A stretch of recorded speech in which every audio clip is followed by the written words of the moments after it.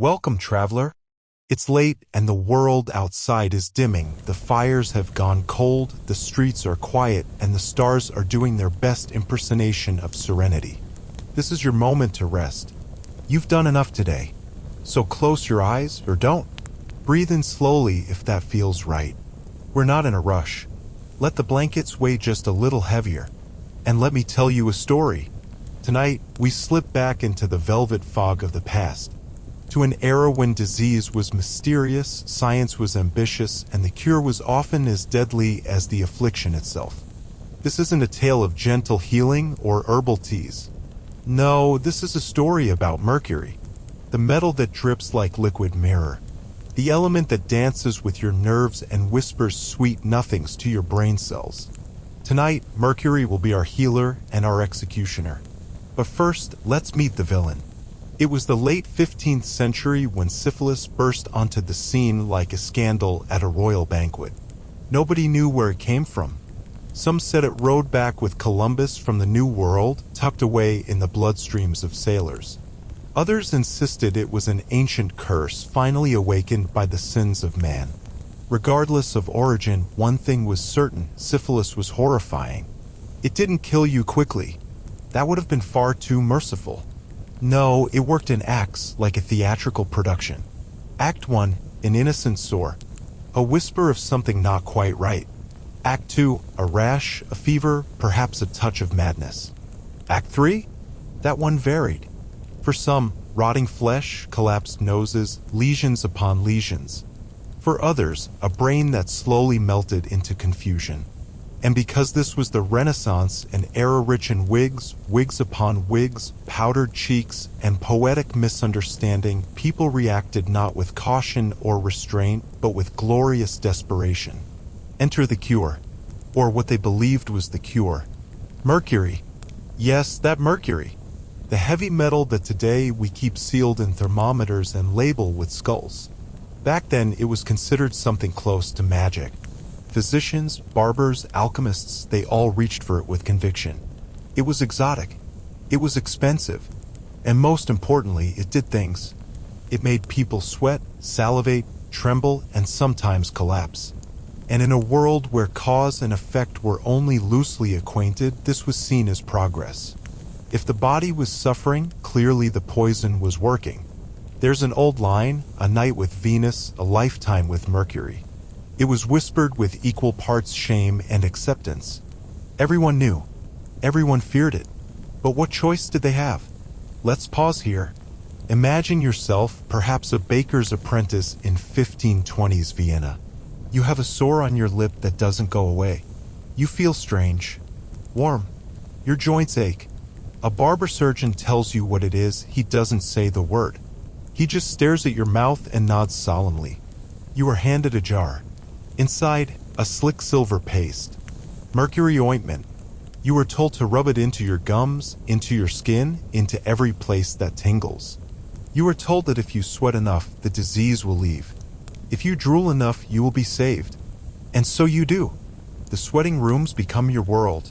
Small, brick-lined chambers heated with coals. You lie there, naked, covered in mercury salve, wrapped in oiled cloth. The heat is unbearable. The air is thick and acrid. You can't breathe right. But they say if you sweat through your soul, you'll be reborn. You begin to tremble. Your teeth loosen. Your breath smells like metal. Your skin peels. And through all of it, the sore remains. But the doctor insists this is part of the healing. They add more mercury. We'll talk more about these treatments in detail: the fumigations, the injections, even mercury pills that rattled in the gut like time bombs. But for now, let this image rest in your mind. A world where pain was a sign of progress, where medicine was indistinguishable from punishment, where patients whispered prayers to a metal that shined like hope and killed like war. Tonight, we drift into the era of silvered suffering. We'll walk beside the afflicted, eavesdrop on the physicians, and peek into the blistered folds of early medical ambition. It's going to be absurd. It's going to be slow. And it will be, hopefully, just boring enough to help you fall asleep. But first, let's dive deeper. Next, we step into the sweating chambers themselves and explore how exactly they turned your body into a bubbling pot of regret. Until then, just float. Now imagine waking in darkness. The room is damp, though there's no rain. A thick fog of heat clings to your body like a second skin. Somewhere nearby, coals hiss quietly in a brazier. You're not in hell. You're in a sweating chamber. And this is therapy. We begin here because this is where they began, physicians, apothecaries, barbers, ushering the sick into these infernal closets with promises of purification. Not spiritual, no. Bodily purification. The idea was simple. If you sweat hard enough, the poison will leave your body. And by poison, they meant syphilis. And by therapy, they meant mercury. Not just any mercury, unguents, vapors, salves, gums, and if you were lucky, pellets the size of peas. But the most dramatic and most deeply unpleasant of all these was the sweating cure. Let's build it together, piece by piece. You are unclothed. Your body is covered head to toe in a slick mercury-based ointment. It smells like metal and regret. Over that, a layer of linen. Over that, wool. And over that, sometimes even oiled leather to seal in the heat like you're a leftover stew. The air is already warm thanks to the brazier in the corner. Now they close the door. You are instructed to lie still. Breathe slowly. Don't cry, it opens your pores too fast. Then the physician nods. Someone tosses aromatic herbs onto the coals: rosemary, sage, thyme. They say it's to purify the air, but really it's to hide the smell. Because mercury, when heated, releases vapors. And you are about to marinate in them. The next part is difficult. Your skin begins to prickle. At first it feels like a fever, uncomfortable but bearable. Then the heat begins to dig deeper. You feel it behind your eyes, in your teeth, in your fingernails. Saliva pools in your mouth until it dribbles down your chin. Your joints ache. Your temples pound. But this is the goal. They want this. They need you to sweat. Some patients stayed in these chambers for hours. Others came back every day for weeks. There were those who emerged on trembling legs, covered in blistered skin, and thanked their doctor with kisses. There were also those who died on the third visit with cracked gums and missing fingernails and were quietly replaced by new patients with equally optimistic expectations. Medical records from the time, and yes, they kept them, show that some physicians bragged of patients drooling pints of saliva. One Spanish barber surgeon wrote, "The mercury rises through the blood and out through the tongue. When the mouth is most foul and the teeth loosen, the cure is near." What poetry! If you were wealthy, you had a private sweating box, lined with tile, perfumed with musk. If you were poor, you sat in a communal sweat hut with 5 other oozing strangers. Sometimes men, sometimes women, sometimes both. Bound together by disease. And mercury. In some towns, sweating chambers became a sort of social destination. Gossip was exchanged between dry heaving fits. Proposals were whispered over mouthfuls of blood. You haven't truly lived until you've been courted by someone salivating liquid metal. And yet, through all of this, people believed it was working. Why? Because symptoms sometimes did fade temporarily. The fever broke. The rash subsided. The sores retreated for a time. And when your choices were 1. Slow death, or 2. Horrible treatment with moments of hope, you picked the treatment. Besides, the sweating cure was loud. It was dramatic. It gave you a story. It made you a hero in your own tragedy. Even kings submitted to it. Henry VIII had his physicians dabble with mercury treatments. So did nobles, cardinals, poets, pirates. Everyone sweated. Everyone suffered. Everyone hoped.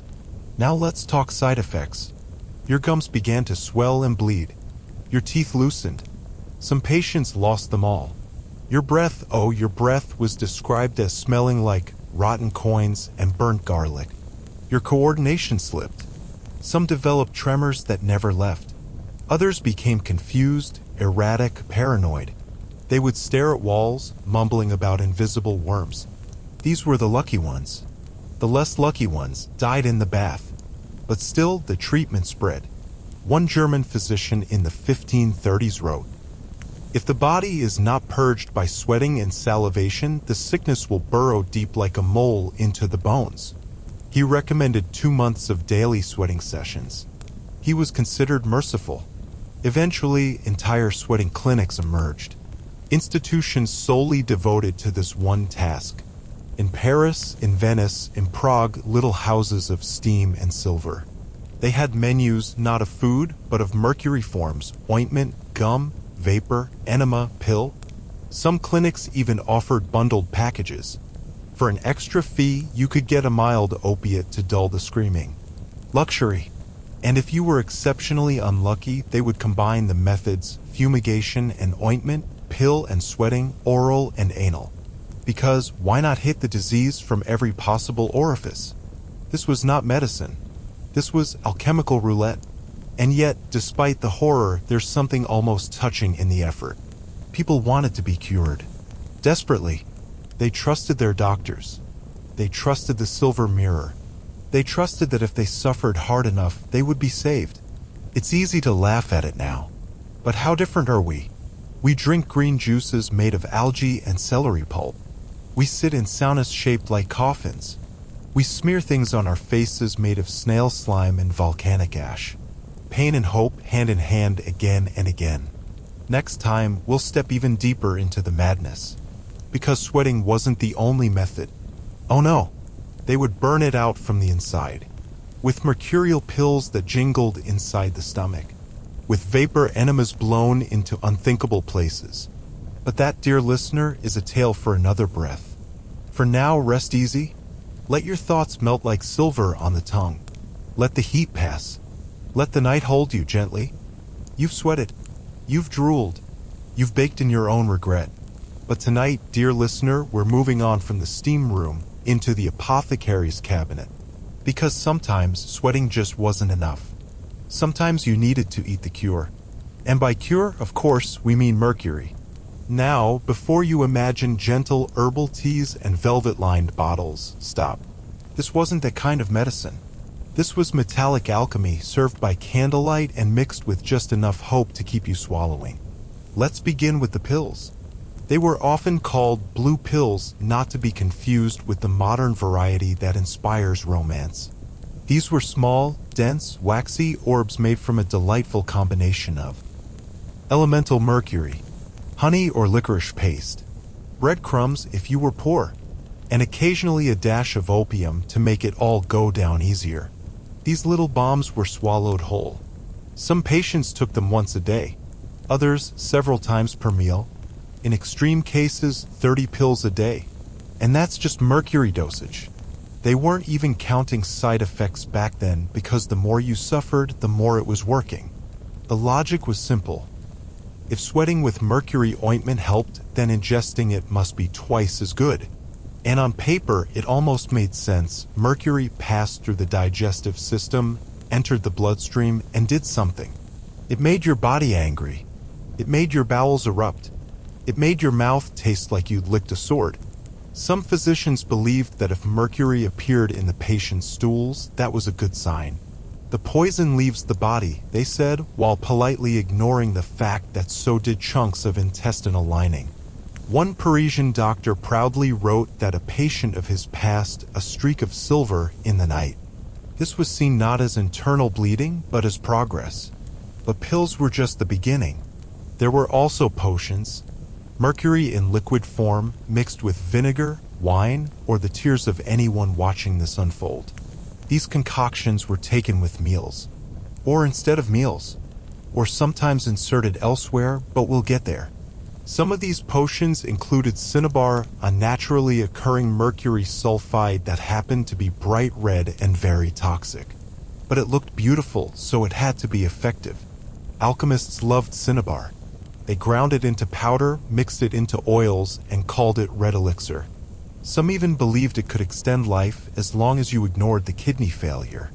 Then came the pellets. Oh yes, tiny mercury globes about the size of a lentil, designed to be swallowed and passed through the gut like noble visitors on a toxic pilgrimage. These were especially popular in Germany and Italy, where the idea of internal cleansing took on a disturbingly mechanical tone. You'd take a handful before bed, lie very still, and wait. If the pellets came out the next day, mission accomplished. If they didn't, well, there were always mercury enemas, but let's not get ahead of ourselves. Let's visit a patient. His name is Jacob. He's a shoemaker in Augsburg. He's 32 years old, though his bones disagree. He has sores on his hands, a rash around his nose, and a wife who no longer lets him sleep in the same bed. Jacob goes to a local physician who prescribes a course of blue pills and mercury syrup. Jacob is told to take 4 pills in the morning, a spoonful of potion at noon, and another 4 pills at dusk. By the end of the first week, Jacob is salivating so much he carries a rag in his mouth. By the end of the second week, he's lost 3 teeth. By week 3, he writes poetry. Not because he's a poet, because his brain has begun composing without permission. And yet, the rash fades. The sores soften. Jacob believes he's getting better. His physician nods gravely and doubles the dosage. This was the cycle. Symptoms flare, mercury prescribed, suffering increases, symptoms fade, more mercury, patient dies or recovers by accident. And here's the strangest part, sometimes people did recover. Not because of mercury, but in spite of it.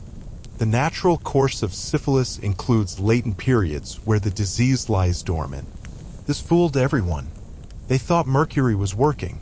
In reality, the disease was just hiding behind the curtain, waiting for its next act. The competition among physicians to craft the perfect mercury treatment was intense.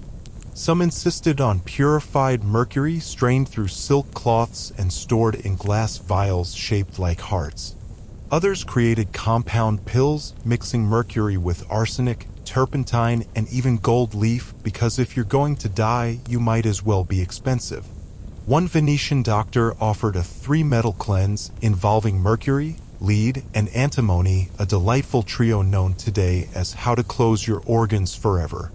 But he was popular. He charged extra to spit in your hat for good luck. It wasn't just Europe. In India, Anani practitioners also explored mercury as a treatment, not for syphilis specifically, but for sexual imbalance. Mercury was mixed with herbs and purified via fire, air, and the whispers of disappointed ancestors. In China, mercury was part of Taoist alchemy, believed to bring immortality when ingested properly. Unfortunately, properly turned out to mean never. So across the world, people united under one banner. Swallow metal. Hope for the best. Of course, some critics did speak out. One English pamphlet from 1602, anonymously written, no surprise there, read, "This treatment doth cause more rot than the pox itself." But no one listened, because mercury had prestige. It looked scientific. It shimmered in the light. And if it made you suffer, well, that just meant it was strong. Next time, we leave the mouth behind and head southward. Yes, it's time to talk about the vapor enema, a treatment so profoundly absurd you'll wish you were still sweating. Until then, keep your thoughts soft. May your dreams be free of pellets, and your stomach mercifully empty. Let's take a moment, a deep breath, maybe even 2, because where we're going next is delicate. We've already rubbed mercury on the skin. We've swallowed it in pills and potions. We've even sweated out through layers of wool and shame. But what happens when physicians decide to inject mercury vapor directly into the rectum? Welcome to the mercury enema. Yes, this was real. And yes, it gets worse. Let's rewind to 16th century France. The medical world is buzzing with possibilities. Syphilis is everywhere, in the streets, in the brothels, in the palaces. And mercury is the darling of the day. Everyone's using it. Everyone's refining it. And then some brilliant, unhinged someone has an idea. What if we heat mercury until it turns to vapor and blow it into the patient? Through the mouth? No, too delicate. Through the skin? Not fast enough. Through the well? Yes.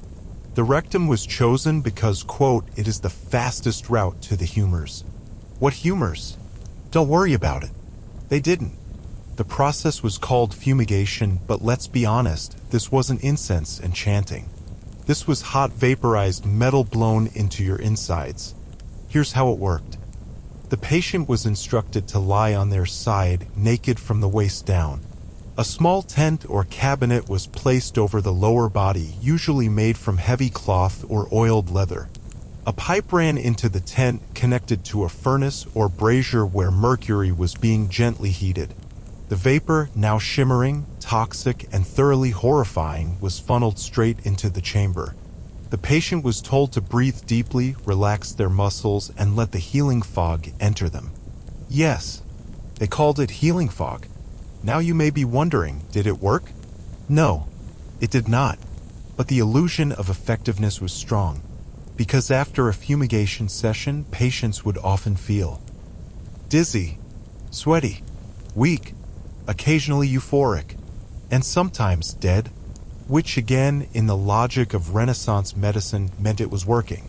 One German physician described the process as like warming the body from within, as though the fire of cure burns the rot from the deepest parts.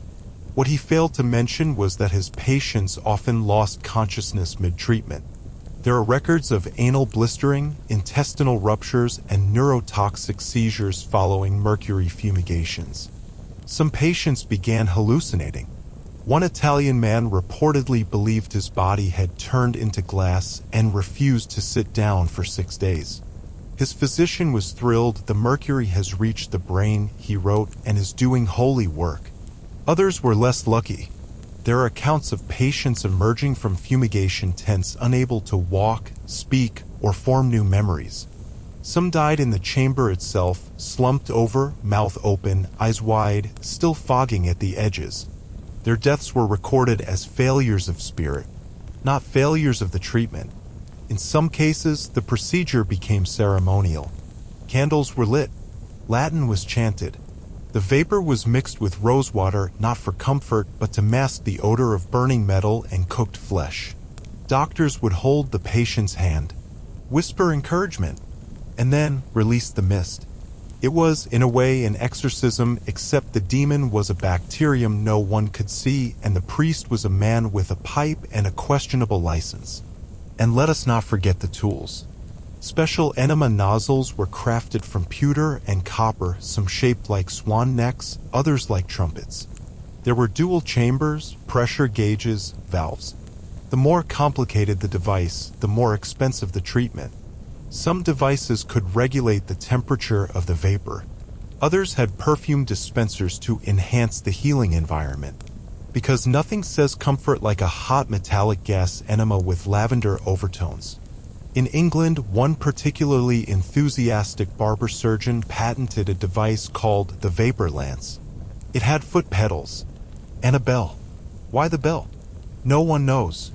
Possibly to signal the beginning of something. One French noblewoman reportedly had weekly mercury fumigations for maintenance. Her chamber was velvet-lined. Her attendants wore masks. Afterwards, she would eat nothing but poached pears and recite scripture. She died at 34. Her autopsy revealed liquid mercury pooled in her abdomen. Her physician called it a misalignment of the stars. Perhaps most absurdly and tragically, children were sometimes subjected to this treatment. Infants born with congenital syphilis were placed in mini fumigation tents, their tiny bodies wrapped in cloth, their heads poking out like confused dumplings.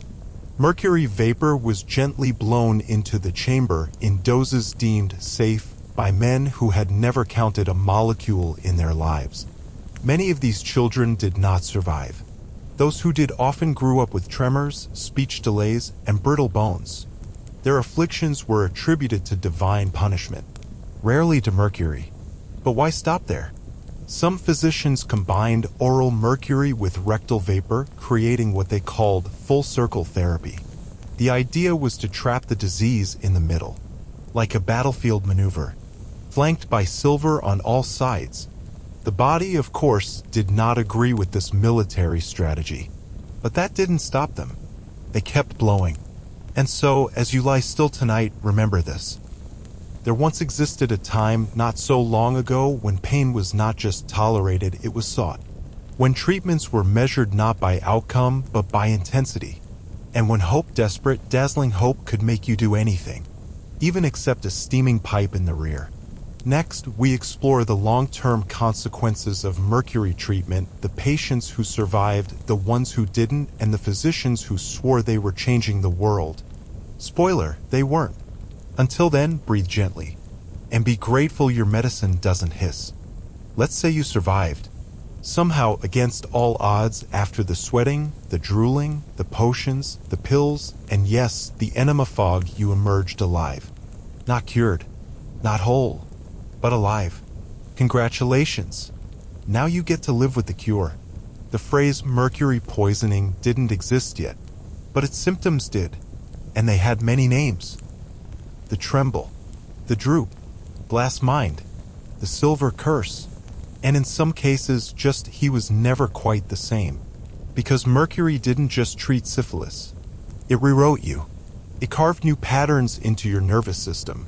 It softened your gums, unhooked your teeth, blurred your vision, and in many gently dissolved the line between reality and whatever came after. Let's meet one of these survivors. His name was Maurice. He was a clerk in Lyon, contracted syphilis in his mid-20s, received a full course of mercury therapy, ointments, blue pills, and one memorable fumigation session during which he lost feeling in his left foot. But he lived. He wrote about it in letters. My tongue is heavy and my thoughts scatter like birds. But I no longer itch and the sores are dry. I have beaten the pox, though I do not feel myself. Later letters became less frequent, then shorter, then none. We don't know what happened to Maurice, but we have his handwriting, which trembles more with each note, like a candle flickering toward its end. This was the cost of survival. You kept your life, but lost small pieces of it along the way. Your teeth, for starters. Most patients who underwent mercury treatment lost them. Not just one or two. All. They fell out like autumn leaves loosened by inflamed gums and toxic saliva. This gave rise to the toothless whisper, a common sound in hospitals and treatment houses. Conversations spoken through soft lips, lacking consonants, heavy with metal breath. Then there were the hands. Tremors were everywhere. Patients who once stitched, carved, or wrote found their fingers dancing to invisible music. This had a name, Hatter's Hands, a nod to hat makers who used mercury nitrate in felt production and suffered similar fates. The madness of hatters and the treatment of syphilis shared a common cause, chronic mercury exposure. Some tried to compensate. They tied their hands with cloth, carried stones to weigh down the shakes, drank calming teas made of lettuce and poppy. None of it worked. Cognition declined next. Brain fog doesn't quite capture it. Survivors described it as thoughts slipping like wet soap, names falling out of memory, sudden rage without reason, dreams that bled into daylight. Physicians blamed melancholy vapors or spiritual fatigue, but those close to the patients, wives, brothers, apprentices, often whispered the real fear. The silver has eaten his mind. And indeed it had. Then came the bones. Mercury weakened them. Slowly, quietly, patients who once marched, danced, or climbed began to slump, to limp, to fall. Ribs cracked from coughing, hips dislocated from minor trips, knees swelled and clicked with every step. One account tells of a woman in Prague who fractured her wrist while opening a window. Her doctor advised less exertion and gave her more mercury. Of course, not all lived in pain. Some lived in denial. Nobles and elites often romanticized the process. They called themselves silver-marked as if their suffering gave them status. Court poets wrote odes to the trial of the flesh and the fire that burns clean. One royal mistress wore a necklace of cooled mercury pellets, claiming they aligned her blood. She died during a nap at 28. Her autopsy noted a liver like gray wax. Her perfume outlived her by a decade. Even stranger were the true believers. Some patients requested more mercury even after their symptoms were gone. They became addicted not to the substance itself, but to the idea of purification, the ritual, the intensity, the feeling that they were doing something. One physician in Florence noted, "I have a patient who demands salivation thrice weekly, though his skin is smooth. He says he feels unclean otherwise. Today we might call that obsessive. Back then it was just enthusiasm. And then there were the relapses. Because syphilis doesn't always stay gone. It can return weeks, months, even years later. And when it did, patients often assumed the fault was theirs. They hadn't sweated enough. They hadn't taken enough pills. They hadn't believed hard enough. So they started again. The whole silver carousel from ointments to fog. Each ride a little shorter, a little shakier, until one day they stopped getting back up. Physicians, for their part, remained confident. Mercury was the best they had. And if it didn't work, well, perhaps the patient was too far gone, or sinful, or lazy. They rarely blamed the mercury. Even when their patients rotted from the inside, they would scribble in their ledgers. Prognosis unfavorable. Recommend doubling the dose.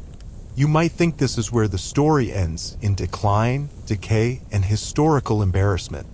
But it's not. Because next we meet the doctors themselves. The men behind the metal. The ones who sold, prescribed, mixed, and smiled. And some of them?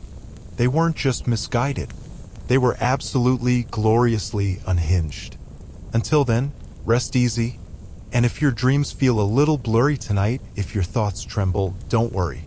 You're just living with the cure. They stood behind the ointments. They stirred the potions. They held the pipe when the vapor came. And they smiled while doing it. Tonight, we turn from the patients to the doctors, if that word still applies. Because the men who pushed mercury as medicine were not all the same. Some were learned scholars. Some were desperate barbers. And some were wild-eyed prophets with powdered wigs and absolutely no business holding a syringe.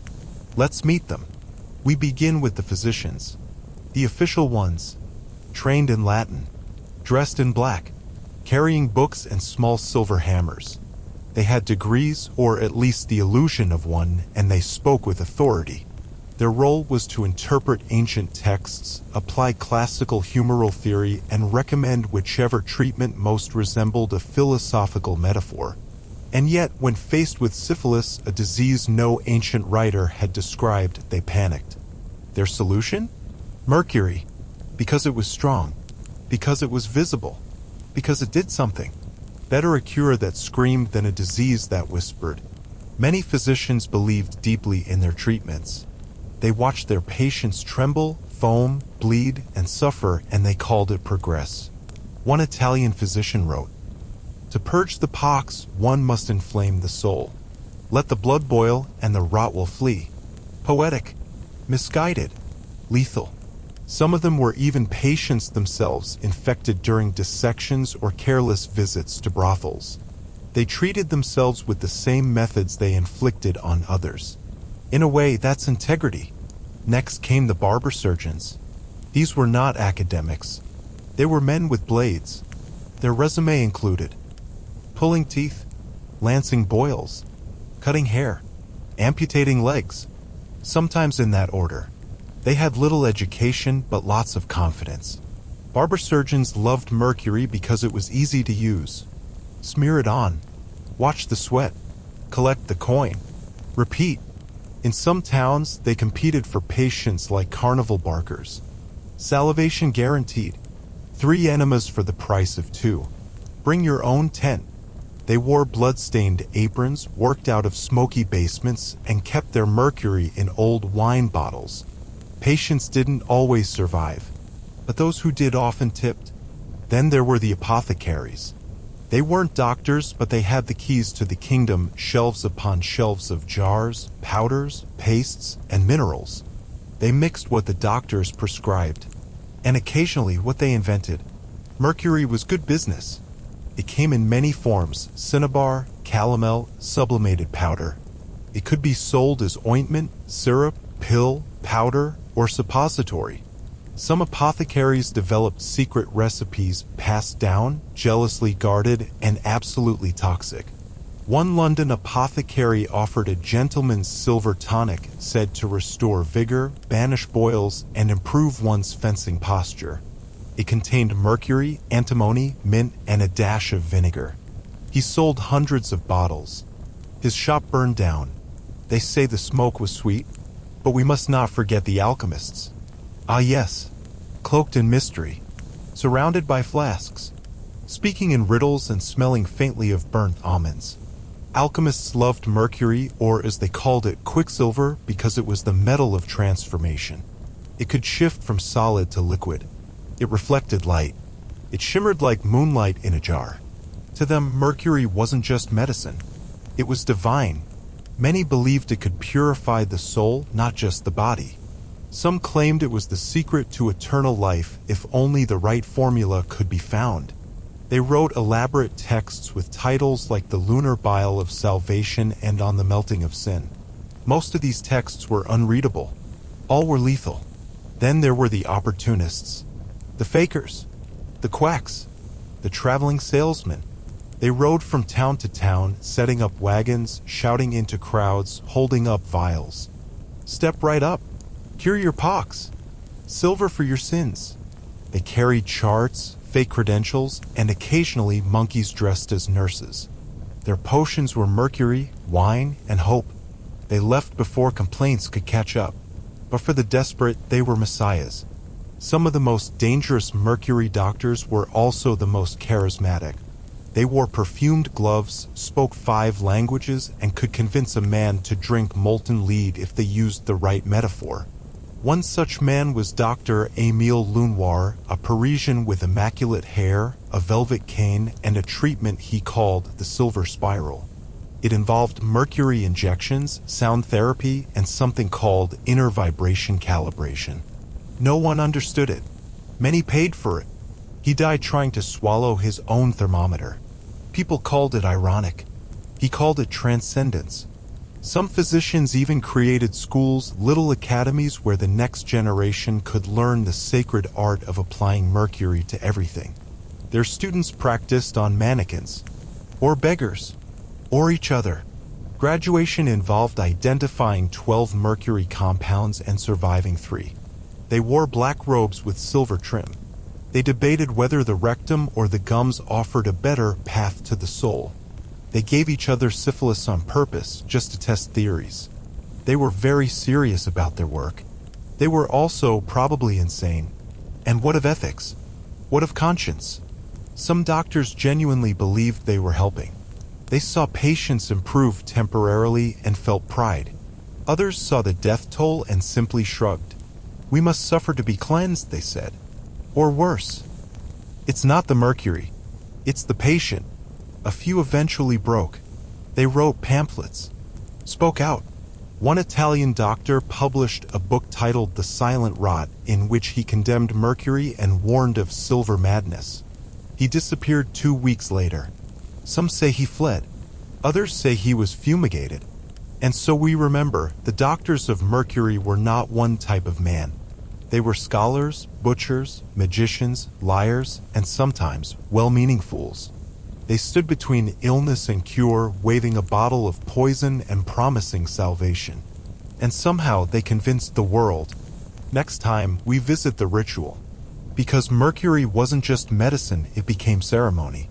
Prepare for silver robes, whispered incantations, and treatments that looked suspiciously like exorcisms. Until then, sleep in peace. And if someone offers you a glowing bottle, maybe say no. Let's light a candle. Let the room dim just a little more. Because this chapter is quieter than the others, less screaming, more chanting. Less pain, more theater. Though in the end, they often look the same. Tonight, we explore how mercury, cold, heavy, and lethal, became not just a medicine, but a ritual. A sacred process. A silver rite. And for many, the last thing they believed in. It began with structure. By the 17th century, mercury treatments had evolved beyond just rubbing or swallowing. They had steps, stages, words. It wasn't apply this and hope. It was begin at sunrise, whisper the name of the element, face east when salving the joints, pray during the sweating, fast before the enema, thank the silver for your suffering. Some of this was superstition. Some was doctor's orders, and some was pure human need. Because when medicine fails you, ritual remains. Certain physicians insisted on silence during treatment. They believed that mercury worked better if the patient didn't speak, that vocal vibrations might disrupt the alchemical realignment. Others demanded chanting. Simple lines, repeated slowly. Purge the rot. Clean the blood. Let silver flow. Over and over. A chorus of the sick. In larger clinics, patients recited together in unison while ointments were applied. It sounded less like a hospital and more like a low-budget opera with bad dental hygiene. But it brought comfort. Objects, too, became sacred. Silver bowls were used for mixing. Silver spoons for dosing. Silver mirrors to examine the sores because only silver sees truth. Even the mercury itself was sometimes blessed. Priests or men pretending to be priests would wave incense over vials, whisper Latin phrases, and mark them with ash. One account from Spain tells of a monk who sang psalms while boiling mercury in a copper pot. He believed it turned the poison into grace. He was later found unconscious in his cell, still humming. Clothing mattered. Patients were often dressed in specific garments before treatment. Loose linen, oiled wraps, robes stitched with symbols. One physician insisted on a blue sash around the waist to direct the flow of humors. Another demanded a crown of dried herbs worn during the fumigation to please the spirit of quicksilver. In some clinics, you were barefoot. In others, your feet were painted with mercury paste in the shape of stars. It wasn't just medicine. It was performance. Even the rooms became part of the ceremony. Sweating chambers were painted with symbols, suns, moons, eyes, spirals. One clinic in Bohemia had a mural of a silver serpent coiled around a tree vomiting fire onto a naked man. This was considered motivational. Another featured a silver angel holding a sword pointing downward into the mouth of a patient receiving enema vapor. Patients were told to stare at these images during treatment, to focus, to surrender, and many did. Because in that moment, wrapped in heat, dripping with poison, what else was there to believe in? The most elaborate rituals were reserved for the wealthy.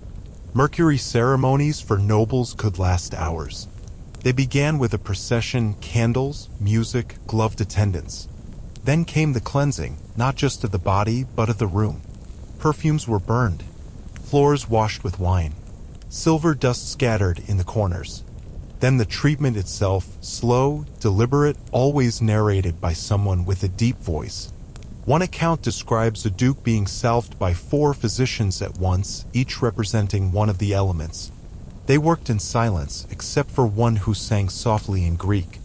At the end, the duke was wrapped in velvet, laid on a chaise, and read poetry. He died 2 weeks later, but his wife said it was the most beautiful death she'd ever seen. And then there were the fake ceremonies. Snake oil shows designed to impress. Doctors would dress like priests. Assistants wore wings. Mercury was poured from golden flasks while fireworks went off outside. Patients knelt. Candles flickered. The word transmutation was spoken at least 5 times. Then they were given a pill and asked for their coin purse. It was theater. It was manipulation. But for the patient, desperate and afraid, it felt like hope. And that mattered. Some survivors held onto the rituals long after treatment ended. They kept their robes, their spoons, their salve jars. They lit candles on the anniversaries of their sweating. They whispered, "Let silver flow," before meals. One man reportedly built a small shrine in his garden, a statue of a mercury droplet with wings. He left offerings there.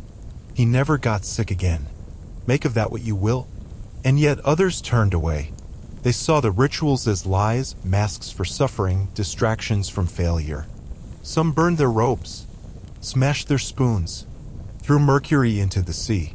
They spoke only of the pain, and never of the prayer. But here's the strange truth. Ritual didn't make mercury work, but it made it bearable. It gave shape to the suffering, words to the silence, structure to the chaos. And in a world where diseases had no name and treatments killed as often as they cured, belief was half the medicine. Next time, we ask the terrifying question: Did any of this actually help? And what came after Mercury, the rise of new treatments, and how history quietly buried its silver sins? Until then, let your thoughts drift. Let silver flow. Let sleep begin. Let's ask the forbidden question. After all the suffering, the rituals, the sweating, the pills, the pipes, the prayers, did Mercury actually work? The answer is sometimes, but not really, and not the way they thought. Let's take a closer look. Syphilis, the great fear of the Renaissance, was a clever disease. It came in stages. Primary, a small, painless sore. Secondary, rash, fever, malaise. Latent, nothing. Silence, a trick. Tertiary, madness. Pain, death. And in many cases, after the first or second stage, the symptoms simply went away on their own. For months, even years, patients thought they were cured. Physicians thought their treatments worked. But the disease was just hiding, burrowing into nerves, bones, and hearts. So when mercury was applied and the rash faded, everyone clapped. But it wasn't the mercury. It was the timeline. This is the cruel genius of syphilis. It gave just enough illusion of progress to keep the myth of Mercury alive. And those who recovered? Many of them would have recovered anyway. Their immune system held the line. The disease retreated temporarily. Mercury got the credit. Meanwhile, those who didn't recover, well, they were either blamed for being impure, told they hadn't taken enough mercury, or buried with a polite nod. Medicine in the 1600s was not big on accountability, but it wasn't just self-deception. Mercury did have some effect on the bacteria, Treponema pallidum as we now call it. At high enough doses, mercury is toxic to everything, including the spirochetes that cause syphilis. So yes, it could kill the bacteria, but it also killed the patient, or their teeth, or their memory, or their kidneys, or their ability to hold a spoon without shaking. In other words, the cure was also the disease. Still, the belief in mercury persisted for centuries. Why? Because no better alternative existed. Until one day there was. Enter the Salvarsan era. In 1909, a German scientist named Paul Ehrlich developed arsphenamine, an arsenic-based compound that specifically targeted the syphilis bacterium. He called it Salvarsan, the saving arsenic. Yes, the replacement for mercury poison was arsenic poison, but this time it was targeted. It worked faster, with fewer side effects. It didn't require steaming tents or gum rot, and for the first time, doctors began to see reliable, predictable improvements. Salvarsan became the new silver, and then came the real revolution. Penicillin, discovered in 1928, mass-produced by the 1940s. It was the antibiotic hammer that syphilis never saw coming. Fast, effective, safe. No rituals. No ointments. No vomiting silver. Just a simple injection and a real chance at a cure. It was the end of mercury. Quiet. Clinical. Almost rude. The thing that had ruled medicine for 400 years, gone with a syringe and a cotton swab. Doctors dropped mercury with shocking speed. No protests. No poetry. No farewell ceremonies. They didn't want to talk about it. They didn't want to be reminded. Because deep down, many of them knew. They had tortured people. With good intentions, yes. But with results that now looked obscene. Mercury jars were pushed to the back of cabinets. Ointments were quietly disposed of. Records were lost. And the world moved on. But the memory lingered. In medical museums, dusty shelves with labeled jars, unguentum hydrargyri. In old notebooks, patient names, dosages, a final died peacefully. In stories told by grandmothers who remembered someone who sweated too long. And in the bodies of those who survived, missing teeth, shaking hands, blank stares. Mercury may have been abandoned, but it left fingerprints. And what of the disease itself? Syphilis is still with us. It never left. It just waits. Sometimes silent, sometimes loud, but now it is treatable, survivable, nameable. We understand it, and we don't treat it with metal fog enemas anymore. That's progress. And yet, sometimes the past returns. In certain circles, alternative medicine, historical reenactment, experimental fringe therapy, whispers of Mercury echo once more. Natural silver, cleansing metals, ancient detox. The words have changed. The packaging is sleeker, but the ghost of Quicksilver still lingers. Because belief doesn't die easily. So if you hear someone say, well, they used mercury for hundreds of years, maybe they knew something we don't, you can reply gently. Or maybe they didn't know what we do now.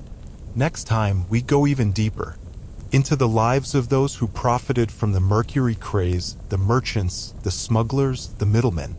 Because if medicine is suffering, someone's always selling tickets. Until then, breathe easy. No silver tonight, just silence. Follow the mercury. If you want to understand the madness, the suffering, the rituals, the rot, follow the trail of silver. Not the kind on altars or rings, but the kind that dripped from sores and lined the purses of merchants. Because mercury wasn't just a treatment, it was a business. And business was booming. Let's begin at the source.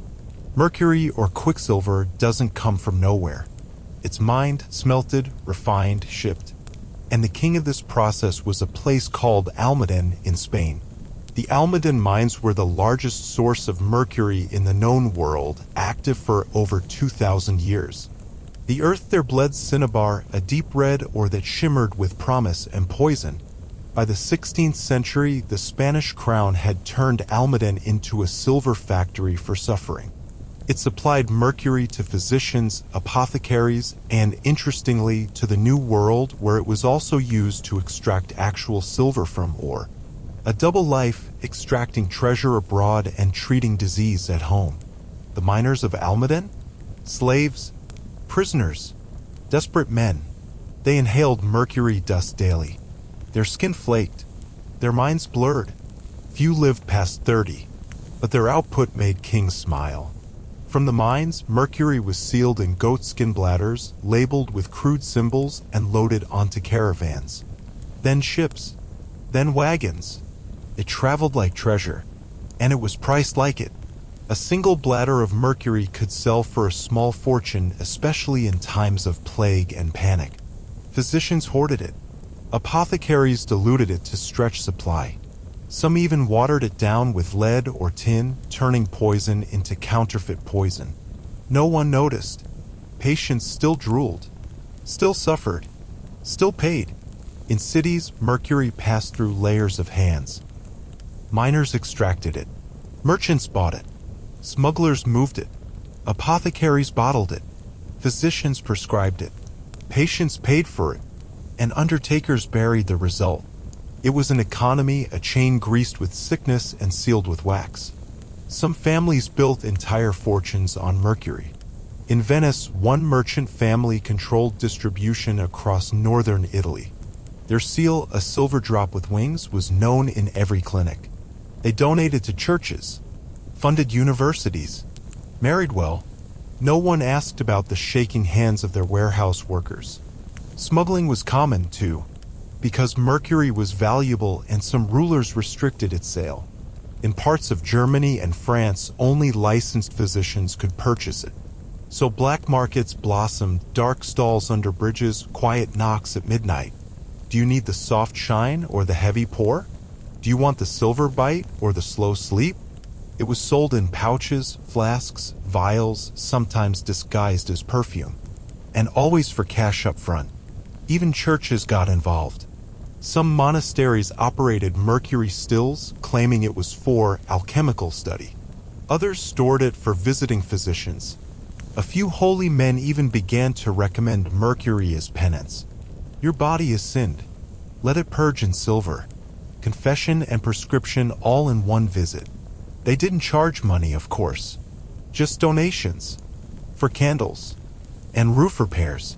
Mercury also became a status symbol. If your doctor used real Almaden silver, you were important. If your clinic used French mercury, you were cheap. If your ointment had visible shimmer, you were in good hands. Some physicians even added glitter to their jars, not because it helped, but because it looked magical. Patients believed more when the salve sparkled. So did their wallets. Prices fluctuated wildly. During outbreaks, mercury prices soared. Merchants hoarded supply, waiting for the right moment to sell. In one case, a London merchant bought a full shipment and dumped half of it into the Thames just to drive the price up. He was later knighted for commercial boldness. No one mentioned the dead fish. Meanwhile, in the New World, mercury followed a different path. It was used not for healing, but for mining. In Potosi, Bolivia, one of the richest silver mines ever discovered, mercury was used to extract pure silver from or using a technique called amalgamation. The mercury bonded with silver. The miners died young. Spain grew rich. And the same mercury that killed peasants in Peru was later bottled and shipped back to Europe to kill patients in Paris. A perfect, deadly loop. Even when alternatives emerged, arsenic, then penicillin, mercury merchants fought back. They published pamphlets questioning the safety of new drugs. They paid doctors to continue prescriptions. They sold enhanced mercury blends with names like Quicksilver Supreme or Silver Sanctum. Some even partnered with perfume companies, marketing mercury-based creams as skin brighteners. They didn't mention the side effects. But the shimmer? Gorgeous. Today, the mercury trade is almost gone. Almaden is a museum. The wagons are gone. The jars are dusty. The goatskin bladders have dried. But if you listen closely, you can still hear the echo. 1 drop for the pain, 2 for the cure, 3 and we'll see. Next time, we visit the final chapter of the patient's journey, death, of course. Because what begins in sores and ends in silver must eventually be buried. And what they buried was not always human. Until then, breathe gently. The market is closed. The silver sleeps. Death came in many forms. Sometimes quiet. Sometimes shaking. Sometimes with the mouth wide open, drooling silver onto a pillow that no one wanted to touch. But always death came. Because if syphilis didn't get you, the cure would. Let's meet a patient. We'll call her Elena. She lived in Florence. She was 28. She had thick black hair, a husband who traveled too much, and a small sore near her collarbone. She went to a physician who wore gloves and used Latin. He examined her gently. He nodded gravely, and he prescribed ointment, then blue pills, then a bit of vapor. Over the next 3 weeks, Elena lost 2 molars, developed tremors in her left hand, began forgetting names, and once shouted at a wall for stealing her sleep. But the sore? It faded. So the doctor smiled and doubled the dose. By week 6, Elena couldn't walk without help. Her saliva came in strings. She had nightmares of drowning in a silver ocean. Her husband returned and demanded a new doctor. The new doctor applied ointment more gently. She died during her 7th wedding. The death certificate read, exhaustion of spirits, loss of fluids, humoral disarray. Not one word about mercury. Not one word about syphilis. Just a soft, bureaucratic shrug. Elena was not alone. Thousands, tens of thousands, died in treatment. Their deaths were rarely dramatic. No explosions. No seizures. Just slowness. The lungs gave up. The liver hardened. The blood stopped talking to itself.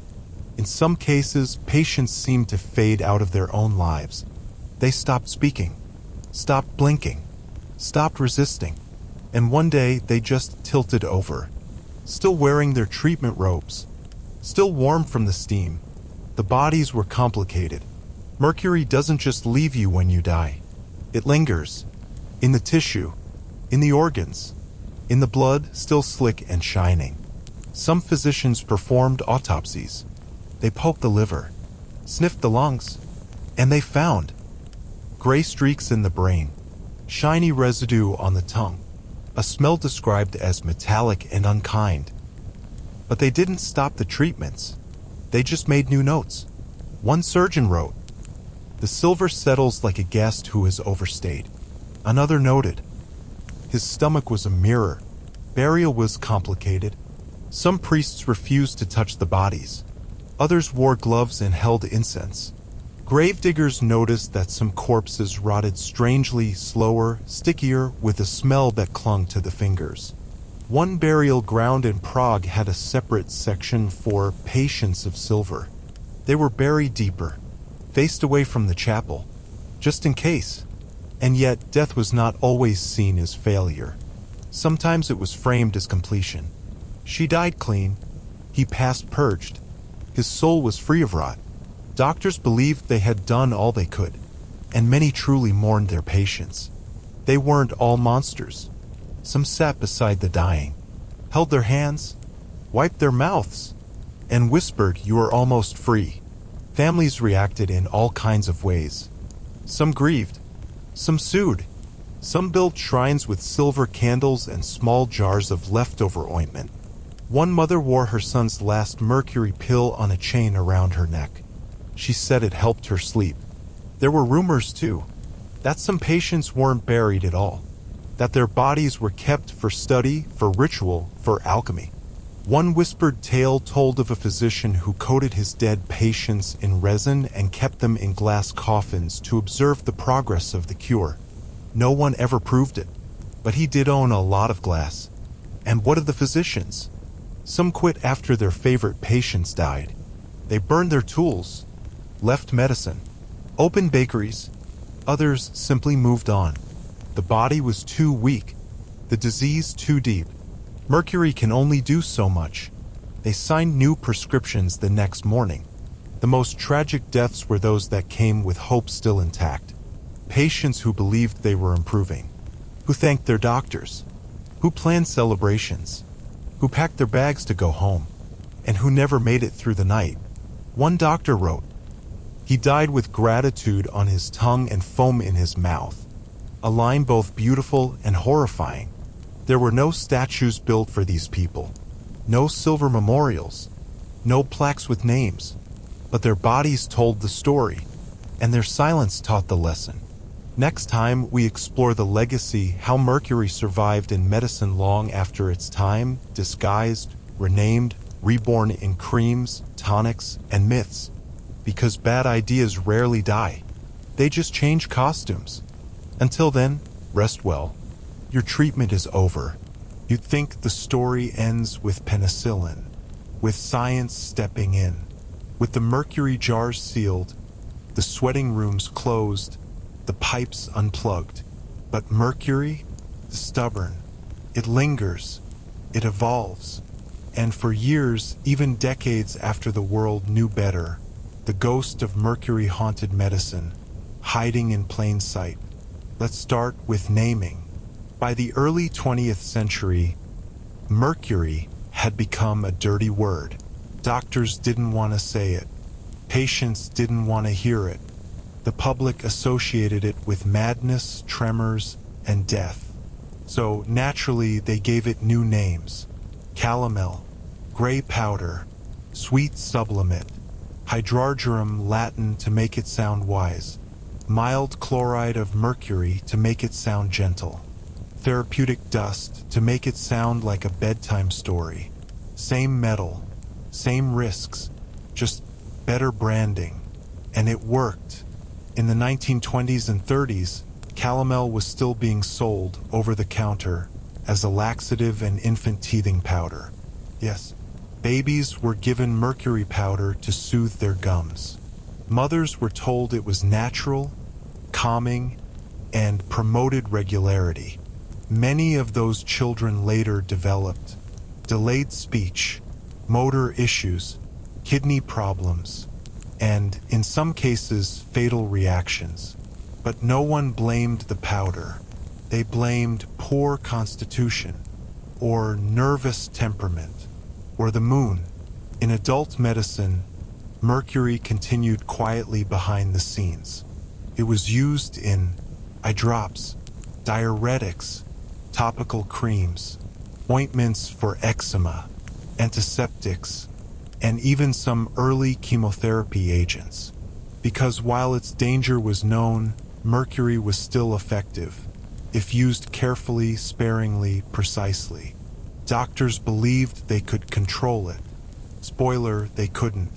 In dentistry, amalgam fillings, made with about 50% mercury, became the norm. A shining solution for cavities. Durable, easy to place, cheap. Dentists called it safe. Some still do. But reports of chronic headaches, fatigue, and neurological symptoms began to stack up. Lawsuits followed. Debates raged. And mercury, once again, sat at the center of a medical storm, now inside your molars. In cosmetics, mercury took on a glamorous new mask. Marketed as a skin whitener and blemish eraser, mercury-based creams promised brighter tone, fewer spots, ageless glow. They were especially popular in Asia, Africa, and Latin America. Some creams contained up to 10% mercury, enough to cause organ damage with regular use. But the ads showed smiling faces, and so people kept buying. And let's not forget the alternative medicine scene. Even as mainstream medicine distanced itself, mercury found new homes. Detox regimens claiming to balance energies. Traditional tonics passed down from wise ancestors. Spiritual salves promising to cleanse aura and blood. Silver elixirs sold at farmers' markets with handwritten labels. In some circles, mercury became mystical again, a return to its alchemical roots. Not poison, not medicine, but something holier. They forgot the drooling, the tremors, the graves. The ghost of mercury also haunted language. We still say, "mad as a hatter," from mercury-poisoned milliners. Quicksilver temper, unstable, changeable. Heavy metal toxicity, with mercury as the founding father. Silver-tongued. Maybe from all that metallic salivation, its legacy is etched into idioms, jokes, and cautionary tales. We stopped using it, but we couldn't stop referencing it. And in science, mercury made a quiet return in vaccines, specifically in the form of thimerosal, a preservative used to prevent bacterial contamination. Tiny doses, tiny risks, but massive backlash. In the 2000s, a wave of fear swept across parents and pundits. "Mercury in vaccines," they cried. The science showed no link to harm. But the ghost doesn't care about science. The ghost lives in fear. So thimerosal was removed, not because it was unsafe, but because the shadow of mercury was louder than the facts. Today, mercury is nearly gone from medicine.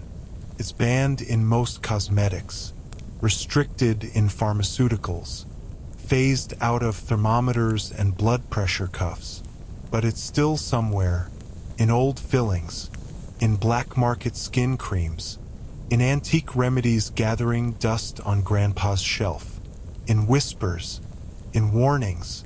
It never truly vanished. It just went quiet, and every so often it stirs. Someone finds an old vial, an old book, an old recipe, and they wonder, maybe the old ways had wisdom. Maybe the poison was misunderstood. Maybe a little silver could help.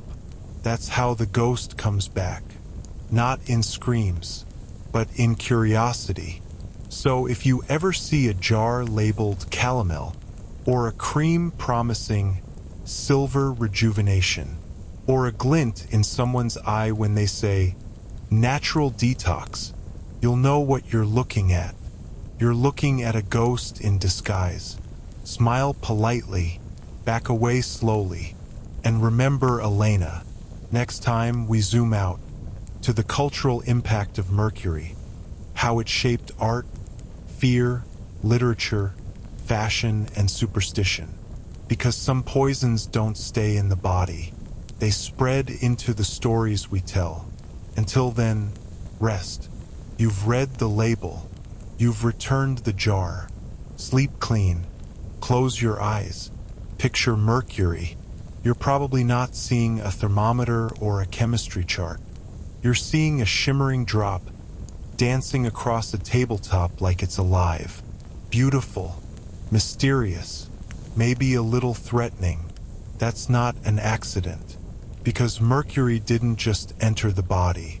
It entered the mind, and once it got in, it stayed. Let's begin with folklore. Long before it was medicine, Mercury was myth. The ancients called it quicksilver, not just for its movement, but because it seemed half alive. It was liquid yet metal, reflective yet opaque, cold yet burned the skin, real yet somehow magical. In Roman mythology, the god Mercury was the messenger, the trickster, the guide of souls. Coincidence? Maybe. But when you name a metal after a deity of transformation and lies, don't be surprised when it lives up to it. In alchemical texts, Mercury wasn't just an ingredient, it was the key. It represented fluidity, duality, the soul in motion, the union of opposites, male/female, life/death, cure/poison. They believed Mercury could bridge the gap between earth and heaven, that it could transmute base matter into gold, and perhaps transmute man into something more. So when doctors in later centuries rubbed mercury on your skin or blew it into your rear, it wasn't just treatment. It was theological theater. In fashion, mercury was literally stitched into the seams. Hat makers used mercuric nitrate to soften felt. It worked beautifully. It also caused tremors, slurred speech, memory loss, violent outbursts, hallucinations, and death. Hence the phrase, mad as a hatter. This wasn't literary whimsy. It was factory life. Men muttering to themselves, laughing at shadows, dying in their 30s, and their hats, fabulous.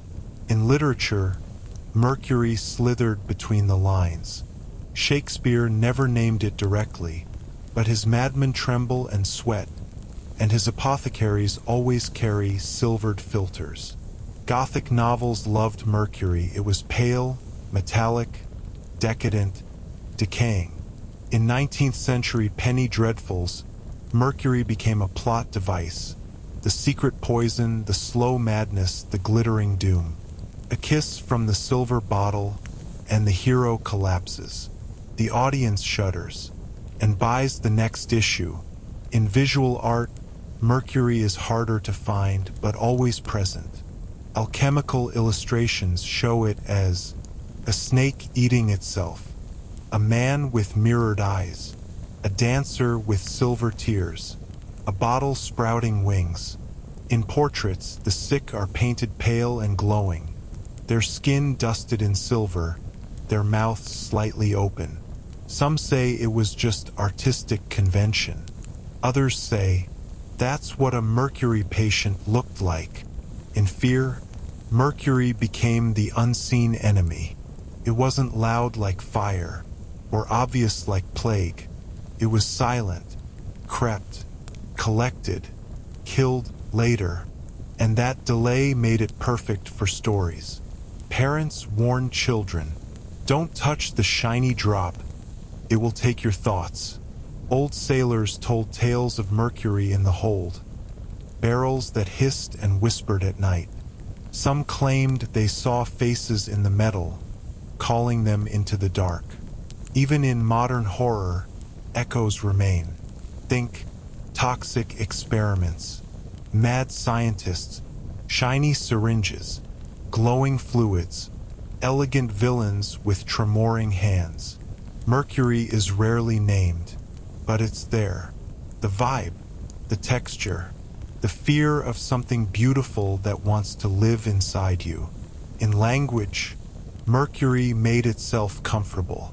We still say, mercurial, quick to change, emotionally volatile. Silver-tongued, persuasive may be too much. slippery like something that won't be held. Heavy metal, and we mean danger, not guitars, well, sometimes both. The very idea of something being toxic, but useful. That's Mercury's legacy. Poison that helped. A cure that killed. A metaphor that stuck. In modern culture, Mercury pops up in strange places. Astrology, Mercury retrograde. Chaos, communication breakdown. Video games, mysterious alchemical liquids. Silvery weapon upgrades. Music, albums called Quicksilver, bands named after the metal. Perfume, mercurial noir, and silver essence. Probably don't sniff too hard. It's not a medical substance anymore. It's a vibe, a symbol, an aesthetic. But here's the wildest part. Some people miss it. Not the symptoms, not the sweating, but the mystique. Mercury was medicine with drama. It shimmered. It stung. It meant something. Today's pills are beige. The shots are fast. The ointments are boring. But Mercury? Mercury came with ritual, mystery, and a little bit of danger. It made people feel like they were part of something ancient, even if it was slowly killing them. Next time, we reach the end of our silver path. A quiet final reflection. What did Mercury teach us? What did it take? And why do we still remember it? Until then, breathe deep. Not too deep, just enough. There comes a point in every story of medicine and madness where the treatment ends. The tent is empty. The fire has gone cold. The last pill has dissolved. And all that remains is memory. So tonight, we walk through the aftermath. Not with charts, not with facts, but with quiet. Let's see what Mercury truly left behind. It left bones, in mass graves, in churchyards, in unmarked plots behind shuttered clinics. Thousands of bodies buried with silver still in their blood. Archaeologists have found them, skeletons with strange discoloration, jawbones with missing teeth, skulls with signs of neurological trauma. Some were barely adults. Some were infants. All were witnesses to a kind of medicine that believed pain was proof of effort. It left books. Thick ones. Thin ones. Some with gilded spines and others bound in moldy leather. Treatises on Mercury. Recipes. Case studies. Latin poems. Annotated ledgers. One dusty volume reads, "Apply the unguent until the soul softens." Another, "Success in salivation is success in salvation." Beautiful handwriting, terrible ideas, but the books survive because they were written with care. And care is a sticky thing. It left tools, rusting scalpels, silver spoons, cracked ceramic jars labeled ung, hider, enema pipes, vials, grates from sweating floors, museum pieces now, sanitized, dusted, neatly displayed with little plaques. Mercury fumigation nozzle, CA 1680. Blue pill mold, gag for salivation management. People stare through the glass and murmur. How strange, how sad, how beautiful. They never say. How familiar, but it is. It left stories, told by survivors, by their children, by the doctors who later changed careers. Tales of silver pills, of fevers and visions, of clinics that smelled like vinegar and regret. Stories of friends who vanished, of relatives who trembled until the end, of a father who wouldn't let go of the rag he used to wipe his mouth. They're fading now. But if you ask an old enough grandparent in the right town on the right day, you might still hear one. It left distrust. In medicine, in authority, in the idea that doctors always know best. Because how could they have believed it? How could they have watched people drool their lives away and still said, yes, this is good? The answer is they were trying. But trying is not always kind. And intent does not erase consequence. Mercury taught us that. It left art. Strange, shimmering, haunted art. paintings of pale figures wrapped in linen, etchings of steaming tents, portraits of physicians with too much silver in their eyes.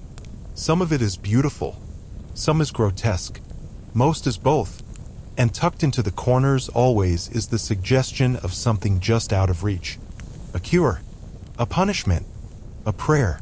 It left language, phrases we still use, metaphors we don't question, flashes of silver in our vocabulary.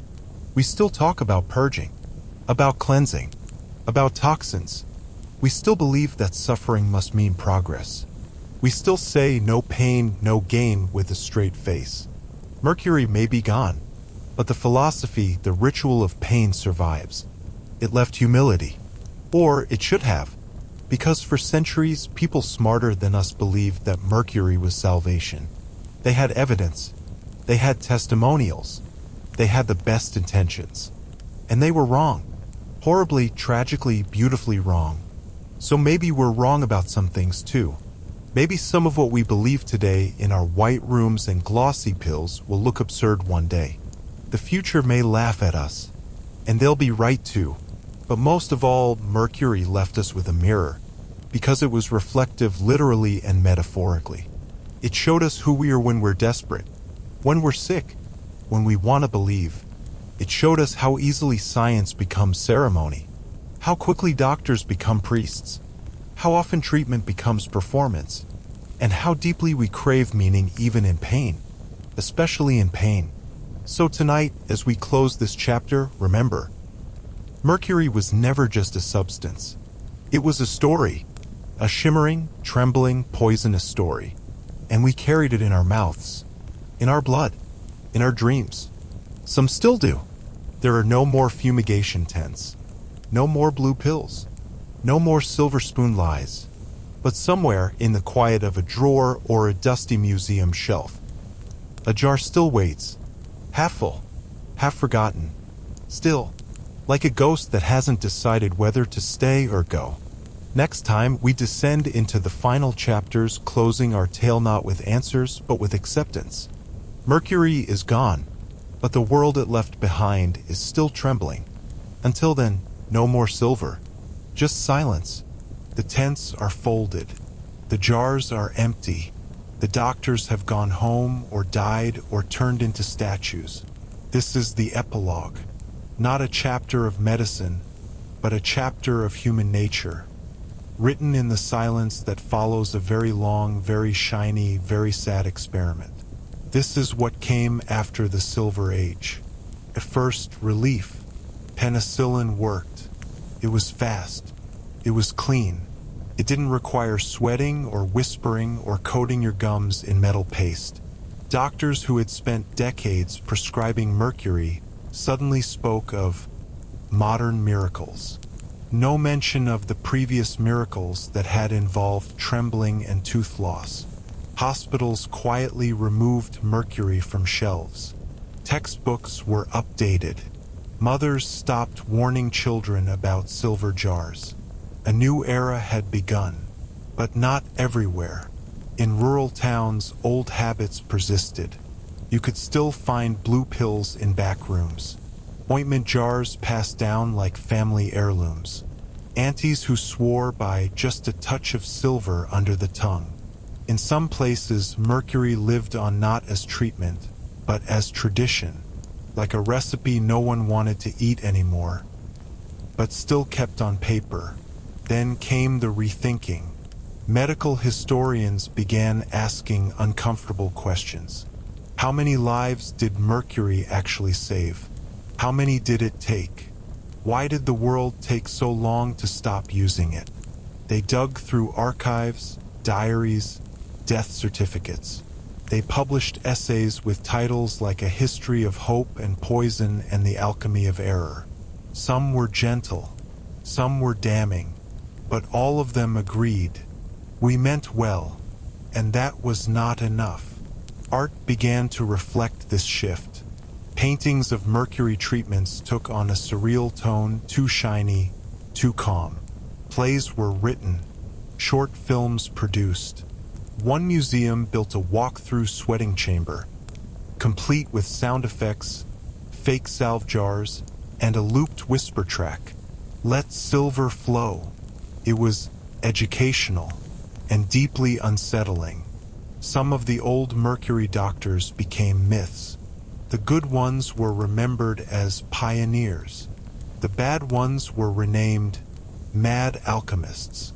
Most were forgotten entirely, but one, a Viennese physician named Dr. Klaus Richter, became the subject of a best-selling novel. In it, he's portrayed as brilliant, tragic, and secretly in love with a patient he accidentally poisons. The real Dr. Richter died of mercury exposure in 1911. He left behind a ledger filled with dosage notes and a final, scribbled sentence. It shines so beautifully. Meanwhile, mercury itself was demoted. No longer a miracle, no longer divine, now just a toxin. It joined the ranks of lead, arsenic, and asbestos, the has-beens of historical medicine. At conferences, it was discussed only in past tense. In labs, it was locked in cabinets. In public imagination, it was turned into cautionary tale. And in some countries, banned outright. But here's what mercury really left behind. A warning that even the most intelligent minds can fall in love with a bad idea. That the search for healing can become an obsession. That suffering can feel like success if we squint hard enough. Mercury reminded us that progress isn't always forward. Sometimes it spirals, sometimes it loops, sometimes it sweats itself into madness and calls it medicine. And maybe, just maybe, that warning is more valuable than the cure ever was. There were attempts to rehabilitate it. A few fringe scientists, romantics, and chaos enthusiasts suggested that very small, very controlled doses of mercury might still have uses. They published papers. They gave talks. No one listened, because by then, mercury had become a symbol, and symbols don't get second chances. As the 20th century rolled into the 21st, the story of mercury drifted further from science and deeper into legend. It became a punchline, an aesthetic, a did-you-know fact on trivia cards. Did you know people used to inject mercury to cure syphilis? Did you know hatters went mad from mercury fumes? Did you know mercury was once called the soul of the earth? People would gasp, shake their heads, move on. But somewhere in that gasp was a strange kind of awe. That we ever believed, that we ever trusted something so dangerous, so shiny, so obviously wrong. And maybe that's the real legacy. Mercury showed us our capacity for hope, even when it hurts. It proved that we would rather try something, anything, than do nothing. Even if that something melts our bones. Even if it steals our teeth. Even if it leaves our names written in ledgers next to a number and a note. Died mid-treatment. Salivation incomplete. So now, when you walk past a museum case, or see a drop of silver on a lab poster, or hear someone say, "Back in the old days," you'll know. You'll know what they don't say. You'll hear the whisper beneath the glass. The one that says, "This was real. And it happened, and we believed." Next time, the final chapter, we gather what's left, and we say goodbye, not just to mercury, but to an era, to a mindset, to the idea that pain is proof of progress. Until then, sleep soft. The elements are quiet. This is the end, not a dramatic one. No final gasp, no vial shattered on the floor. Just quiet, the kind that follows a long illness, the kind that settles after the fever breaks, the kind that waits for sleep. Let's say goodbye to the story of mercury, to the cure that wasn't, to the people who believed, and to those who still kind of do. What do we keep? Not the jars, not the ointments, not the pipes and spoons and sweat-stained linens. We keep the lessons. That medicine is fallible, that doctors are human, that treatments can become rituals, That pain can look like progress if no one's brave enough to say stop. And that even the smartest, kindest, most well-meaning people in the world can smear poison on your face and call it love. We keep the stories because the facts are easy to forget. But the woman who dreamed of drowning in silver, she stays with us. The boy whose teeth fell out before he turned 10, we remember him. The man who carried a mercury pill in his pocket like a talisman, his ghost lingers. These are the people who make the story more than strange history. They make it real. We keep the humility. Every generation thinks it's the smartest one, and every generation is wrong about something. Mercury is our reminder, a glittering bookmark between we tried and we failed. We should visit it often. We keep the metaphor, because Mercury is more than just Mercury. It's anything that seems beautiful, magical, promising, and turns out to be destructive. It's the shiny thing that blinds you, the smooth-talking treatment, the pill with poetry on the label. It's the part of us that wants to believe in transformation no matter the cost. And what do we let go? The fear. Because knowing this happened doesn't mean we should live in dread. It means we should live with awareness. That medicine is a story we're still writing. And sometimes we scribble strange things in the margins. We let go of the shame, because they meant well. Mostly, yes, they were wrong. Yes, it was horrible. But they were trying. And trying even when it ends badly is still part of the human mess we call care. We let go of the silver, not because it's gone, but because we don't need it anymore. We have better things, better tools, better knowledge, better ways, and maybe, just maybe, a little more honesty. Let's walk back through the story. One last time. We started with a sore, a fear, a promise of cure. We entered sweating rooms, took pills with Latin names, listened to men in wigs whisper about balance and bile.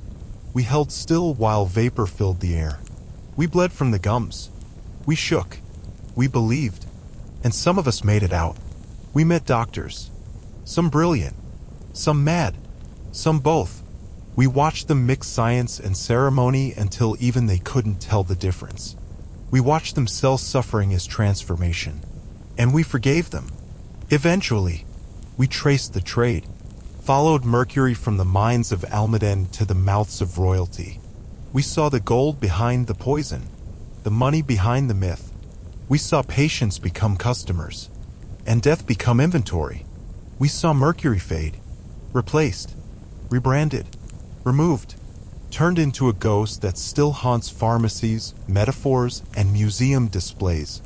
We saw it rise again in whispers, in creams, in fake medicine markets. We learned that bad ideas rarely die. They just get quieter. We saw what it did to our language, our art, our imaginations. We watched it shift from cure to cautionary tale, from remedy to relic, from sacred to strange. And we kept telling the story, because we need to. And now we're done. There's no more Mercury to rub or swallow or breathe. Only silence, and maybe a little gratitude that we survived the Silver Age, that we learned from it, that we can look at a shimmering drop of liquid metal and say, not this time. So tonight, as you drift into sleep, know this. You are not in a sweating room. There is no pipe, no potion, no powder-labeled therapeutic dust. You are safe. You are clean. You are enough. Breathe softly. Rest deeply. Let go of silver. The story is over, and you are still here. The end.